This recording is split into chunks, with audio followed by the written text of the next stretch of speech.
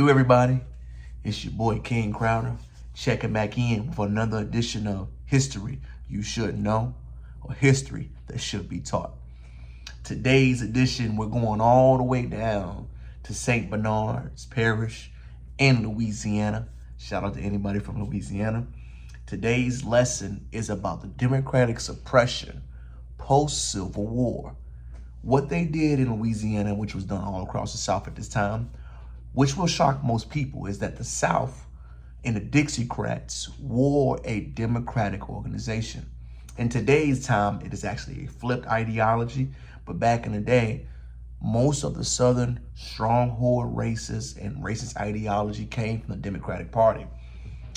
This focus is so unique because right post-Civil War, when blacks really gained leverage and wanted to get unity in voting, whites in the St. Bernard Parish, strictly the Democrats, wanted to suppress and move the rights of black people to vote.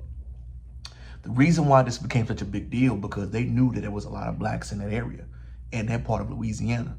And they knew that if they formed a voting bloc, things would change rather quickly. Mind you, the North just won, the South just lost the Civil War. We already know that the 13th Amendment happened around this time, and we see the following events, how black Americans at this time gained their freedom and right to access where they had their rights as Americans to do everything that was in their power. However, whites at this time could not take that loss. They just couldn't. Looking at it from a historical perspective, we know the loss and the laws were not respected and followed. So in around late October of 1868, whites began to mobilize against black Americans. Black Americans were beginning to win election seats as Republicans. Black at that time had strong traditional Republican values. Blacks were voting for Republican and winning. They knew that they were winning. They knew that they could not stop these people because they were not afraid, and they were gung-ho on using their rights to vote.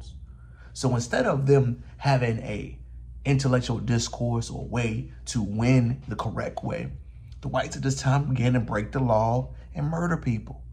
We began to see this trend follow so much that if any time a group wanted to gain their black right to passage as black Americans at this time in the southern part of history, this is so pivotal because we must understand they were literally suppressing votes through fear, through violence, and through intimidation, all of which highly illegal acts which should have been persecuted to the full extent of the law. At this time, you must understand these small seeds of doubt began to be planted in law enforcement. So when these seeds of doubt began to be planted, you still see the distrust in black communities to law enforcement to this day.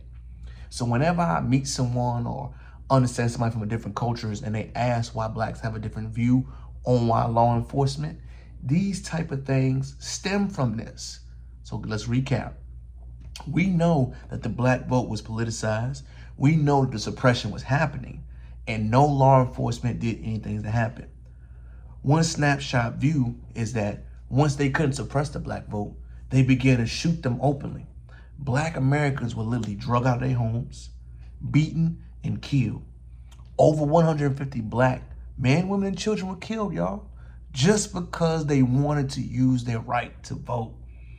Blacks had to flee their housing, escape, run away. Over 80 different black people had to flee where they were living. Just think about it right now. If you were in your home, somebody knocked on your door, shot your father, and you and your mother and them had to run and escape. No food, no money, no employment, just had to run. That was what was happening, was terrorism at that time.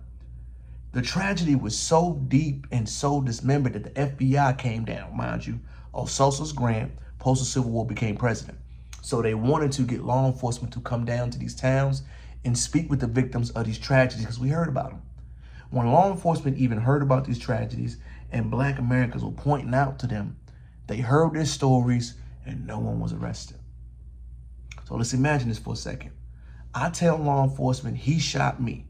I listen, I take your statement, but he never gets arrested or taken to jail. Psychologically, how will that affect you? It will have a negative effect over time. The word will spread that law enforcement is not to be trusted. Law enforcement is not to be respected. Learning these stems and tea leaves, we learn over time while certain people in our society have an ill effect towards them. We have never talked about these things. We have never discussed what happened, but we have names such as Pablo Sanflui. He was a white naval assailant that was carrying out majority of these crimes. We have his name, his legacy, and his lineage. In St. Bernard right now, has his family or has he ever got reparations or rectified what had happened? No. These type of case studies should be amplified when we do our research study about America, because places like St. Bernard are still has that dark cloud of karma and stuff to this day. And we wonder why we see these towns suffering. Information like this that is not discussed in our classroom, is not promoted, or is not discussed in details as it should. The story of American history is needed to be told. I am here, and my whole philosophy, y'all, is to plant those tea leaves for those who is willing and want to learn and listen. I want to give a scope and sequence to you. I want to break down, give you an overview, and allow you to follow up yourself. I want to do my part and my placement in it because I love America. I love what we stand for. I know my legacy and lineage and where it belongs. But I also think it's important for us to teach our younger people how and what happened accurately. We don't do that enough. Our history is too segmented, and I think it's pure sign of the racist ways we have that we don't teach it. I acknowledge our past, understand it, reflect, think back, we can heal from it. These resentments we see right now are being patterns that we are repeating. We are repeating these patterns because we have not acknowledged what happened and what has happened. King Crowder getting off my rant, y'all. Please comment, like, and subscribe to the channel. I think this part of history is phenomenal. It should be taught, discussed, intellectually discourse should happen, and we should lean into these conversations. There's nothing wrong with acknowledging and talking about things, but ignoring a problem creates a bigger problem. Peace.